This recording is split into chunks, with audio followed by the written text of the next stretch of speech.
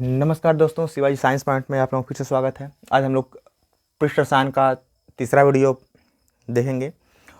आज हम लोग चर्चा करेंगे परीक्षा में, बोर्ड एग्जाम में आए हुए 4 महत्वपूर्ण हेडिंग। ये इस लेसन की सबसे महत्वपूर्ण हेडिंग अगर कहें तो यही चारों हैं जो परीक्षा में बार बार पूछा गया है। पहला पूछा गया टिंडल प्रभाव किसे कहते हैं, दूसरा पूछा गया है कि अपोहन क्या होता है, तीसरा पूछा गया है कि ब्राउनी गति किसे कहते हैं, चौथा पूछा गया है स्कंदन या अवक्षेपण किसे कहते हैं।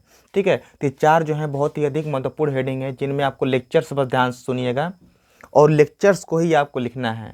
ठीक है, तो लेक्चर को ध्यान सुनिएगा और उसी को आपको लिखने का प्रयास करिएगा, समझने का केवल प्रयास करिएगा। समझे रहेंगे परीक्षा में कैसे लिख लेंगे आप लोग। ठीक है, पहला पूछा गया टिंडल प्रभाव क्या होता है। ठीक है, हमने यहाँ पे लिया है अभिसारी प्रकाश किरण पुंज, क्योंकि अभिसारी मतलब क्योंकि हम इस किरण पुंज को अभिसारी लेंस से गिरा रहे हैं, अभिसारी लेंस के थ्रू प्रवेश करा रहे हैं। ठीक है, इसलिए हम यहाँ पर लिखे हैं अभिसारी प्रकाश किरण पुंज। उत्तल लेंस को हम क्या कहते हैं, अभिसारी लेंस कहते हैं। ठीक है, तो चूंकि उत्तल लेंस से गुजार रहे हैं इसलिए इसको बोलते हैं अभिसारी प्रकाश किरण पुंज। पुंज मतलब समूह होता है, किरणों का समूह। ठीक है, तो जब अभिसारी, इसमें देखिए अब परिभाषा बता रहे हैं आप लोगों को। अगर पूछता है टिंडल प्रभाव किसे कहते हैं तो आप परिभाषा क्या बताएंगे, जब किसी अभिसारी प्रकाश किरण पुंज को, है ना, जब किसी अभिसारी प्रकाश किरण पुंज को किसी पारदर्शी विलयन से गुजारते हैं। ध्यान सुनिएगा, जब किसी अभिसारी प्रकाश किरण पुंज को किसी पारदर्शी विलयन से गुजारते हैं तो प्रकाश का मार्ग दिखाई नहीं देता है, यानी प्रकाश का मार्ग प्रदर्शित नहीं होता है। लेकिन जब इसी प्रकाश किरण पुंज को कोलाइडी विलयन से गुजारते हैं तो प्रकाश का मार्ग दिखाई देने लगता है, यानी प्रकाश किस रास्ते से जा रहा है वो रास्ता हमको क्या होता है, दिखाई देने लगता है। बस इसी प्रभाव को हम क्या कहते हैं, टिंडल प्रभाव कहते हैं। ठीक है, अब परीक्षा में आपको लिखना कैसे है उसको हम बता दें तो आप लिखेंगे कि जब किसी अभिसारी प्रकाश किरण पुंज को, जब किसी, फिर से सुनिए, जब किसी अभिसारी प्रकाश किरण पुंज को पारदर्शी विलयन में गुजारा जाता है, ठीक है, पारदर्शी विलयन में गुजारा जाता है तो प्रकाश का मार्ग दिखाई नहीं देता है। लेकिन जब उसी प्रकाश किरण पुंज को कोलाइडी विलयन से गुजारा जाता है तो प्रकाश का मार्ग दिखाई देने लगता है। इसी प्रभाव को टिंडल प्रभाव कहते हैं। ठीक है, हमको लगता है समझ में आ गया होगा, ज़्यादा कठिन है नहीं, और अगर साथ साथ पढ़ेंगे तो आपको याद भी हो जाएगा। फिर से एक बार बताते हैं आप लोगों को, जब किसी अभिसारी प्रकाश किरण पुंज को पारदर्शी विलयन से गुजारते हैं तो प्रकाश का मार्ग दिखाई नहीं देता है। लेकिन जब उसी प्रकाश किरण पुंज को किसी कोलाइडी विलयन से गुजारते हैं तो प्रकाश का मार्ग दिखाई देने लगता है। इसी प्रभाव को टिंडल प्रभाव कहते हैं। कभी कभी प्रश्न ये आता है कि टिंडल प्रभाव का क्या कारण है, कभी कभी प्रश्न ये आता है कि टिंडल प्रभाव का क्या कारण है, तो बताएंगे आप लोग कि कोलाइडी कणों द्वारा, जो कोलाइडी कण होते हैं, कोलाइडी कणों द्वारा प्रकाश का प्रकीर्णन, ठीक है, जो कोलाइडी कण होते हैं वो प्रकाश, जैसे प्रकाश उन पर पड़ता है तो प्रकाश को विक्षेपित कर देते हैं, फैला देते हैं, और इसलिए हमको मार्ग ये दिखाई देने लगता है कि किस मार्ग से प्रकाश जा रही है। ठीक है, तो कोलाइडी, अगर पूछता है कोलाइडी टिंडल प्रभाव का क्या कारण है तो आप बताएंगे कोलाइडी कणों द्वारा प्रकाश का प्रकीर्णन, यानी जो कोलाइडी कण होते हैं वो प्रकाश को प्रकीर्णित कर देते हैं, इसलिए टिंडल प्रभाव दिखाई देता है। नेक्स्ट हेडिंग हमारा है ब्राउनी गति किसे कहते हैं। तो इसमें देखिए कि जो कोलाइडी कण होते हैं, है ना, जो कोलाइडी विलयन होता है, कोलाइडी विलयन जो होता है, इस परिभाषा आपको रटना है, ठीक ना, परिभाषा आपको बस क्या ना, सुनना है, समझना है।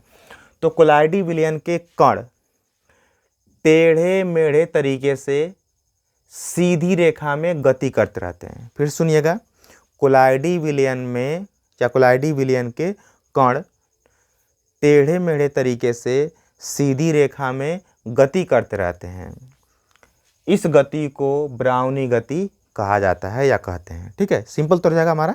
अगर पूछता है कि ब्राउनी गति किसे कहते हैं तो आप बताएंगे कि कोलाइडी विलयन के कण टेढ़े मेढ़े तरीके से सीधी रेखा में गति करते रहते हैं, इस गति को ब्राउनी गति कहा जाता है या इस गति को ब्राउनी गति कहते हैं। एग्जाम्पल जैसे बात करें हम लोग, जैसे कण है ना, अब कैसे ये क्यों होता है ना, ब्राउनी गति क्यों होती है इसको हम देख लें कि ब्राउनी गति क्यों। जैसे मान लीजिए कोलाइडी हमने विलयन लिया, इसमें बहुत सारे कण दिखाई दे रहे हैं आपको, ये कोलाइडी विलयन के सभी क्या हैं, कण हैं।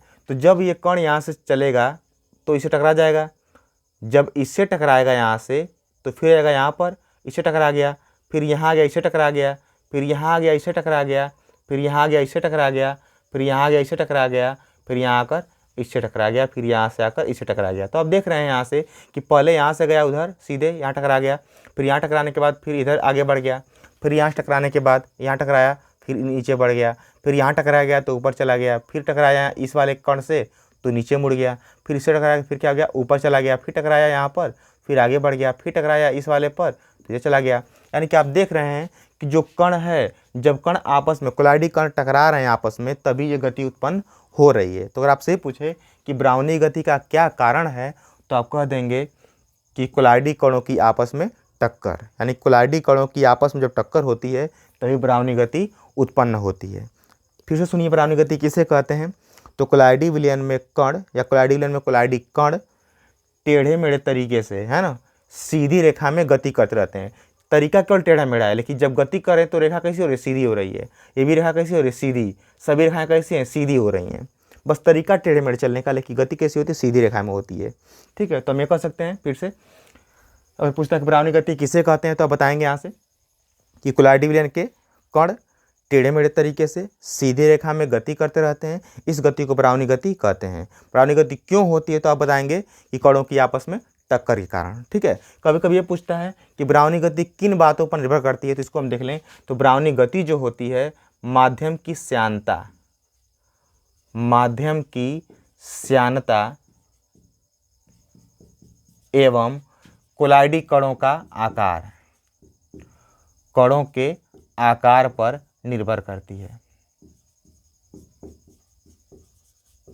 ठीक है, माध्यम की श्यानता मतलब कि जो हमने विलयन लिया वो कितना गाढ़ा है ना। जितना अधिक श्यानता रहेगा, जितना अधिक गाढ़ा रहेगा। अब अगर आपको हम ले लें, दो एग्जाम्पल ले लें आपको समझने के लिए, तो हम एक बार देख लें यहाँ से कि हमने एक बार दो लोगों को लिया, दोनों लोगों का जो रेस है, दोनों लोगों का शिष्टाचार, एक ही व्यक्ति को हमने लिया। व्यक्ति का मतलब यहाँ से कोलाइडी कण से, ठीक है, जो गति कर रहा है, ब्राउनी गति उत्पन्न कर रहा है, उस कण से हमको मतलब है। तो हमने एक व्यक्ति को ले लिया, उस व्यक्ति को एक बार हम क्या करेंगे कि पानी में दौड़ाएंगे, है ना। पानी ज़्यादा नहीं है, पानी बस हल्का सा 1 फुट तक बस पानी है, ज़मीन से 1 फुट तक, उसी में उसको दौड़ना है। तो अगर यहाँ पर हम इसको दौड़ाएं और फिर एक बार उसी व्यक्ति को, जितना पानी था उतना ही कीचड़ है, अब केवल कीचड़ है ना, केवल कचड़ा है, जल नहीं बल्कि कीचड़ है, जैसे हिलई बोलते हैं। ठीक है, उसी आदमी फिर क्या करेंगे, उतना ही जितना पानी था उतना ही यहाँ पर क्या है, कचड़ा है, कीचड़ है, इसमें दौड़ाएं। तो बताइए कि वो व्यक्ति पानी में तेज दौड़ेगा कि कीचड़ में तेज दौड़ेगा। तो आपका जवाब होगा कि नहीं, वो कीचड़ में तेज दौड़ेगा, सॉरी पानी में तेज दौड़ेगा।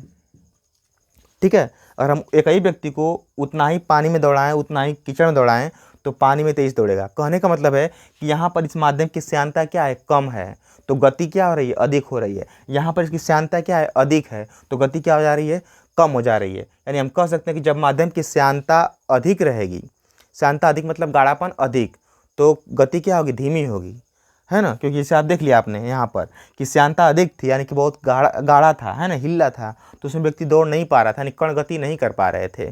ठीक है, तो यहाँ पर क्या हो जाएगा कि जब माध्यम की श्यानता अधिक होगी तो ब्राउनी गति कम होगी, और जब माध्यम की श्यानता कम होगी तो ब्राउनी गति क्या होगी, अधिक होगी। जस्ट विपरीत है ना। यहाँ पर देखिए श्यानता कम थी तो बहुत तेजी से गति कर ले रहा था, दौड़ ले रहा था। यानी कहने का मतलब है कि जब श्यानता कम रहेगी तो कण, कोलाइडी कण क्या कर लेंगे, गति कर लेंगे अच्छे से, ठीक है, आसानी से।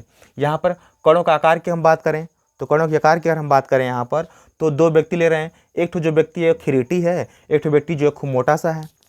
दोनों को हम दौड़ाएं रोड पर, कौन तेज दौड़ेगा भाई, तो आप जानते हैं कि जो मोटा रहेगा वो पीछे रह जाएगा और जो खिरीटी दास हैं वो दौड़ जाएंगे तेज़ी से।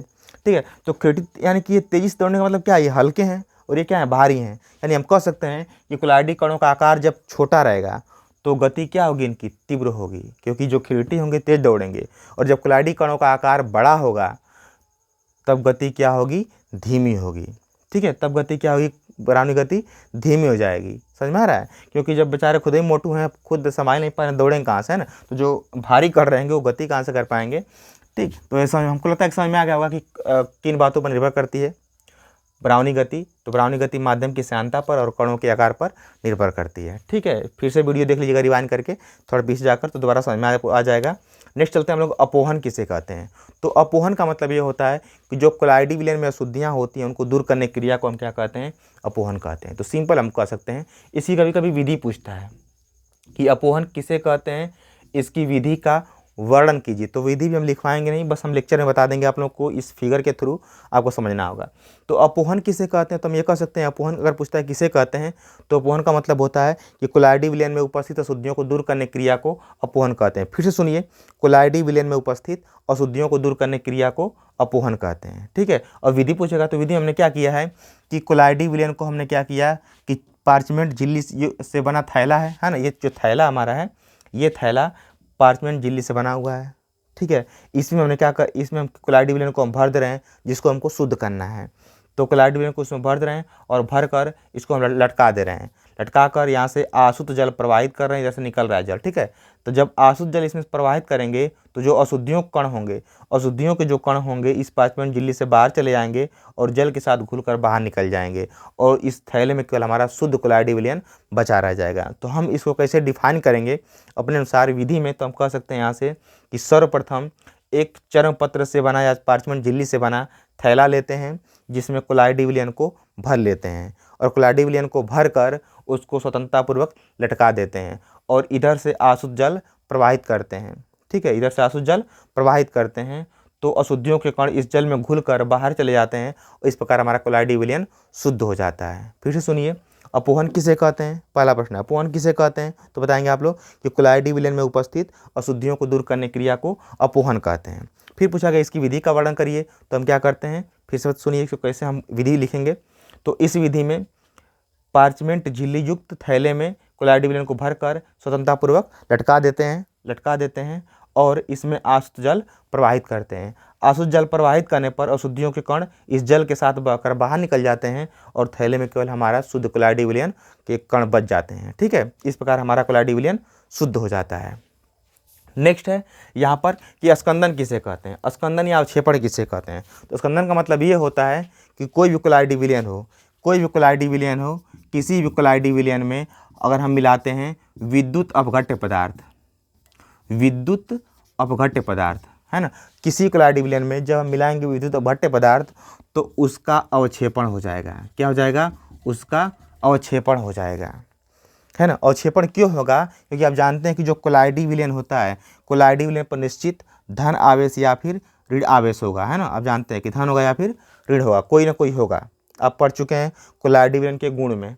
तो कोलाइडी विलयन पे जो कण है कोलाइडी विलयन में उन पर धन आवेश होगा या फिर ऋण आवेश होगा। और जब भी हम कोई मिलाएंगे विद्युत अपघट्य पदार्थ, तो जो विद्युत अपघट्य पदार्थ होते हैं उन पर भी धन या ऋण आवेश होते हैं। जैसे अगर हम मान लें NaCl ले रहे हैं, NaCl क्या है, विद्युत अपघट्य पदार्थ है, यानी कि जब इसमें धारा प्रवाहित करेंगे, विद्युत धारा प्रवाहित करेंगे तो ये अपघटित हो जाएगा।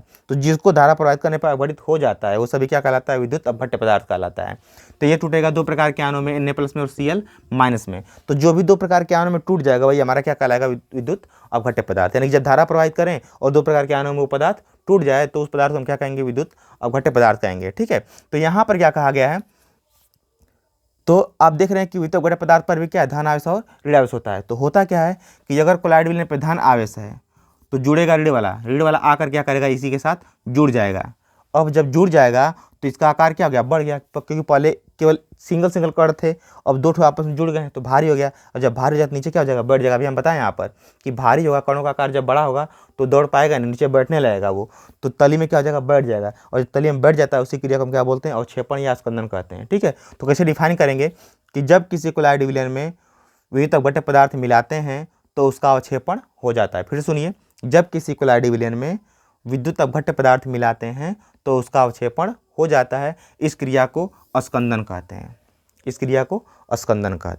ठीक है, फिर से सुनिए, जब किसी कोलाइडी विलयन में विद्युत अपघट्य पदार्थ मिलाया जाता है तो उसका अवक्षेपण हो जाता है। इस क्रिया को स्कंदन कहते हैं। ठीक है, तो हमें नहीं लगता है कि कोई ऐसा टॉपिक है जो समझ में नहीं आया होगा, है ना। वीडियो को कई बार देखेंगे आप तो आपको याद भी हो जाएगा। ठीक है, हमने लेक्चर केवल दिया है, ज़्यादा हमने समझाने का केवल प्रयास किया है, लिखवाने का प्रयास नहीं किया है। तो ध्यान से थोड़ा पढ़िएगा। आज के लिए इतना ही, धन्यवाद।